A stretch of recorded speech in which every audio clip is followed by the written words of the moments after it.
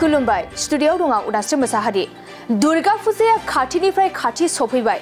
बे दुर्गा फुजानि समाव सरकारा रायजो राजाफोरनो मोनसे गोजोनथाव खौरां फोसावदों। आबादारिफोरा मोननो थांगासिनो सरकारि रां। 19 नं किस्तिनि रां मोननो थांगासिनो दं आबादारिफोरा। नाथाय नोंथाङा बे रांखौ मोननो थाखाय मोनसे खामानि मावनो नांगोन। जुदि नोंथाङा बे खामानिखौ मावाब्ला सरकारि राङा नोंथांनि एकाउन्टआव हाबनाय नङा। नोंगौ फैगौ 5 अक्ट'बराव आबादारिफोरा मोनगोन पीएम किसाननि रां। 19 नं किस्तियाव 2000 राङा आबादारिफोरनि एकाउन्टआव हाबगोन। आबादारिफोरनि एकाउन्टआव 19 नं किस्तिनि 2000 राङा सिगाङावनो जमा जाखाबाय। बे रांखौ थोंजोङै मुलाम्फा मोनग्रानि एकाउन्टआव सोनाय जागोन।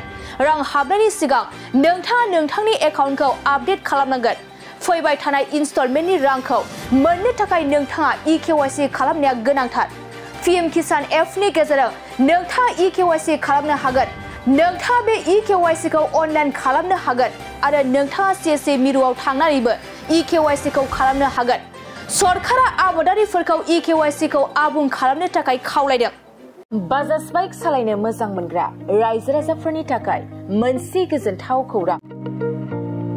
सेरफांगुरि बाजाज श'रुमा फुजा 2024 धामाका अफार होगासिनो दं।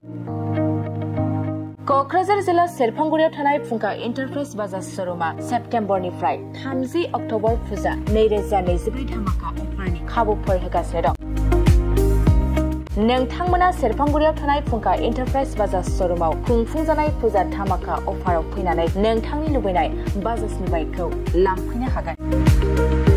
रायजो राजाफोरनो फुंखा एन्टारप्राइज बाजाज श'रुमा लाबोनाय अफारफ्रानो जाबाय 5 litre petrol free, free pressure cooker, free helmet, एक्सचेन्जनि एभेलेबल, लोगोसे केस होनानै बाइक बायगिरिफोरनो 1000 रां केसबेक हरफिननाय जागोन।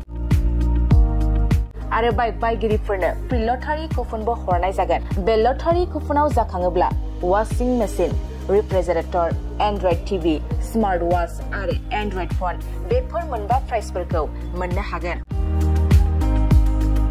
नोंथाङा आबुङै मिथिबावनो थाखाय 6003817191 9101598021 आरो 9101547892 जानबुं नाम्बाराव खौरां लाहरनो हागोन।